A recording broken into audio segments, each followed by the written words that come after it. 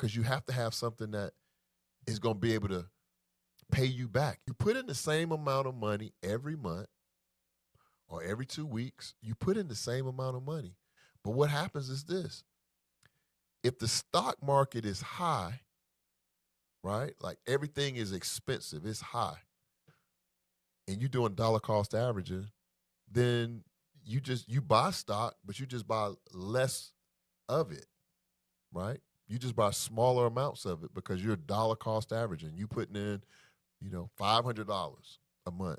So that $500 might buy you X number of shares of a certain stock, or if you're in an index fund, right, it still buys you a certain number of shares of that index fund.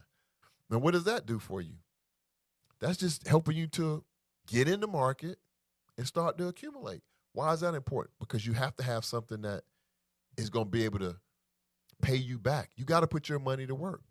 You have to put your money to work. You going day in and day out, but your money not working, or you don't have no money to put to work. So just start off with something small. Do a dollar cost average. It could be $20.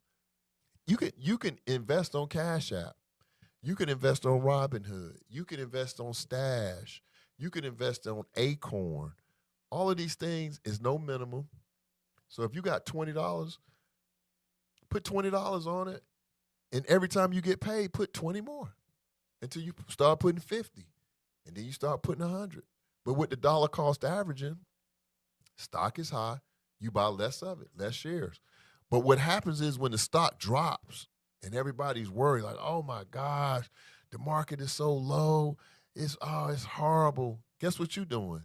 You buying more shares because you dollar cost averaging. That same $500, when the index fund goes down, now you can buy more shares. Why is that important?